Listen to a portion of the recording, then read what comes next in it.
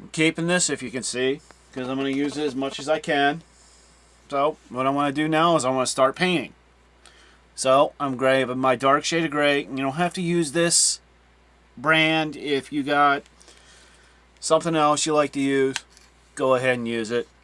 This is just the basic idea. Just spread a little into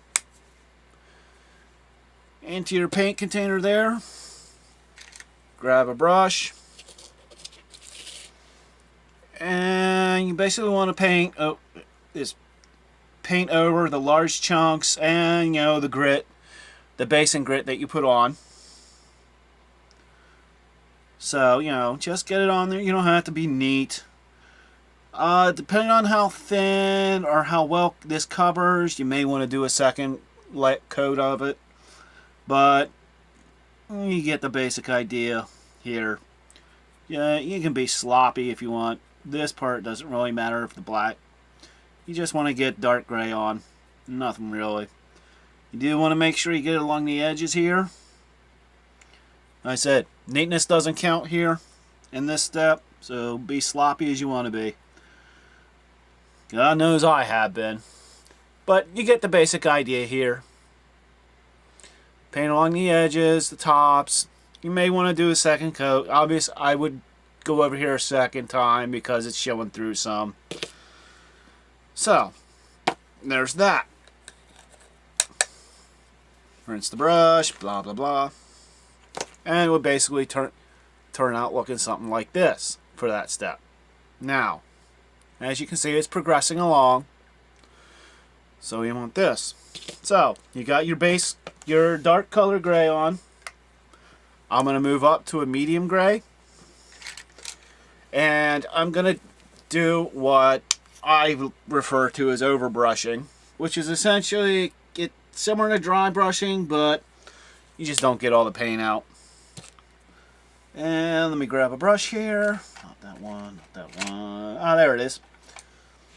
I like this one. You know, I do generally do this with a flat brush, but if you prefer doing it, whatever. It's all good. I don't want all that paint on. Get some of it out. And just lovingly go over. You want a pretty good coverage with this stage. You know, you don't want a whole lot of the dark gray showing through, but just a tiny bit.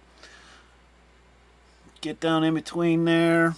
Get a little more of the paint on your brush. You want to get, you can get all the grit with this step. Got a little more. Go over some more of the grit. Works out.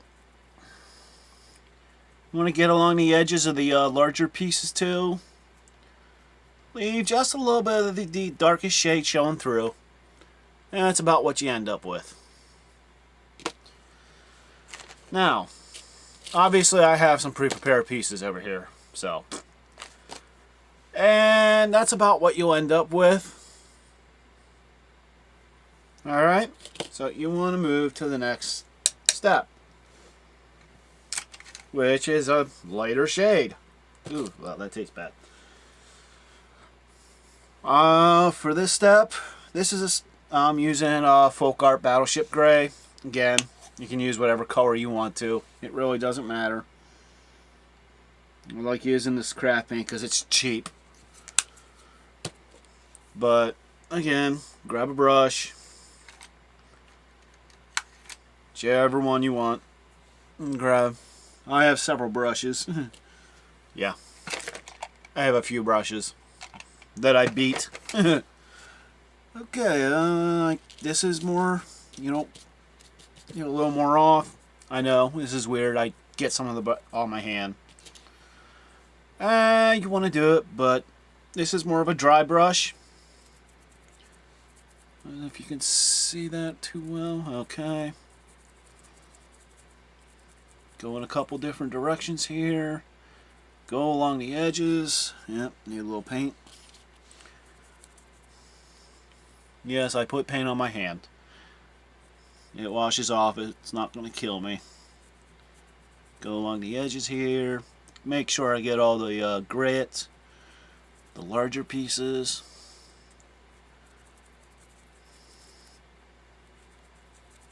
And make sure I get the sides here. Which time am I at? And that's what I wound up with. Not too bad. I don't know if you can really see. I don't know if you can see it, but that's what I wound up with. And rinse out the brush. Hey, there's a shot.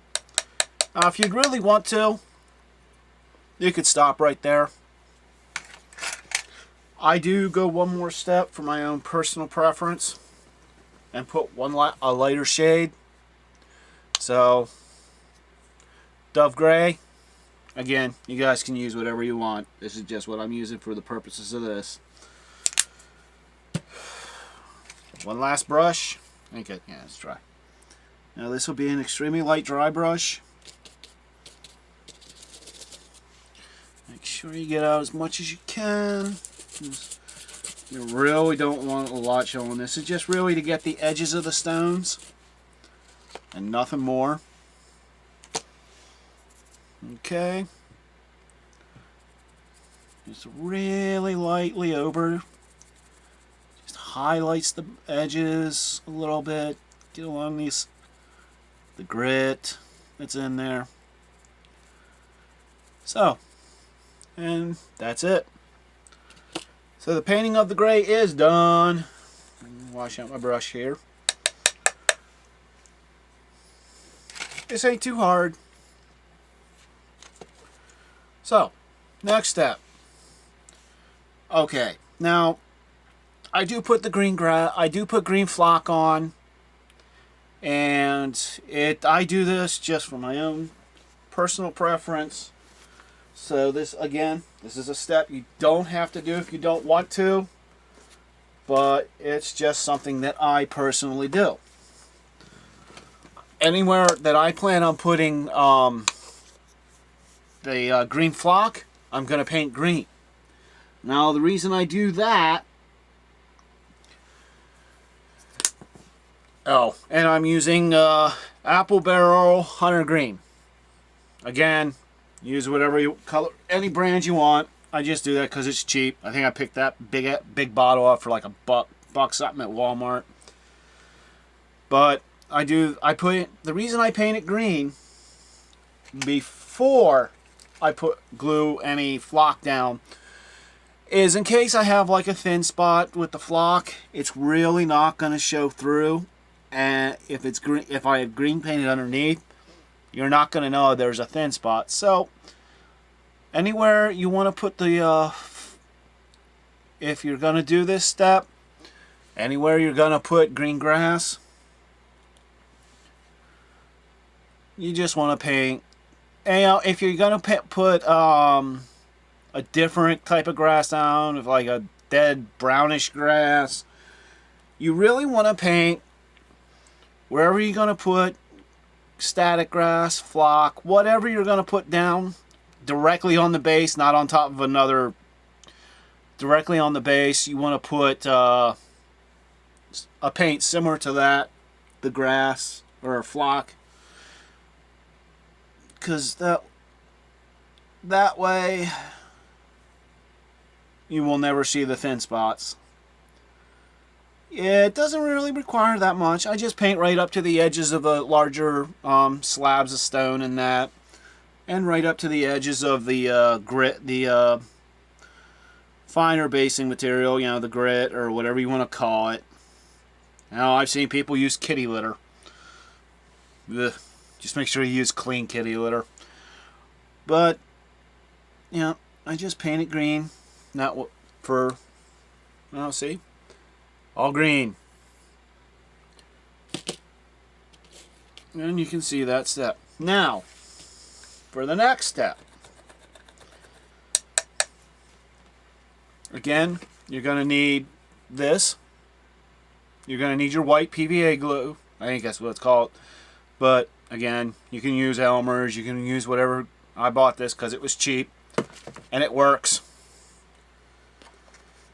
This step, you're going to... Here we go. since I already have some poured out in my pot from a previous step, I'm just going to use this glue. And it's not too hard, just basically wherever you want it to go. Where you paint it green. Now, I thought of like just putting like green paint in with my glue and then mixing it together, but I don't think that would really work, but that's just another messy step. So I just paint and then I glue. It's a little simpler that way. I don't ever have to worry about getting the proportions right or putting too much paint in, making the glue not worth that much. So, like I said, I personally just prefer to paint, then glue, and then it'll work out fine. I've never had a problem with it. So, another good reason to paint the base, other than paint the spots where you're going to be putting the flock before you actually put it there, is eventually you might lose some of your flock and you're going to have some thin spots because of losing it, just because of general gaming, or it gets a little bump and a few small pieces fall off, and that way it just won't be as noticeable, because you had taken the time to paint a similar color below, and that's all you really need. Alright, I got my glue on. Now, if you really want to, you can use, like I've seen people, you can use the Zappa, but nah. Again, something I just bury on, press down a little bit. That's just something I do. I get a better coverage that way. If I can do that, dig it out, tap it off, tap the excess off, which makes it pretty simple. And you're about done. Now, the only thing you have to do after this is I would strongly suggest that you matte seal it, or somehow matte seal, you can use cheap craft sealer that you can get it like oh hell, you know what, as long as it's clear and it's matte color, go ahead and use it to seal the base once the glue is dry. I would wait till it would probably be an hour or two, but I generally just wait till the next day just to be safe. This was done with a darker theme, so sealing it will make it just a shade or two darker, but as you can see, there's not that many steps, only 8 of them. Well, maybe a little more. But I've done many of these. I've put them on my boards. I can put them wherever I want. I can move them around.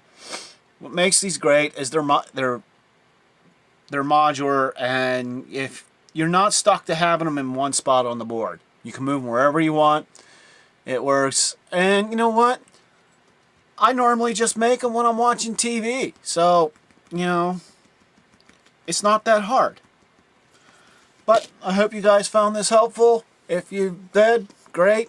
If you already do this, hey, that's great too. But enjoy, guys. Just make sure, remember, it's not that difficult. It can be done pretty cheaply. If you got any questions, put the comments below. Talk to you later, guys.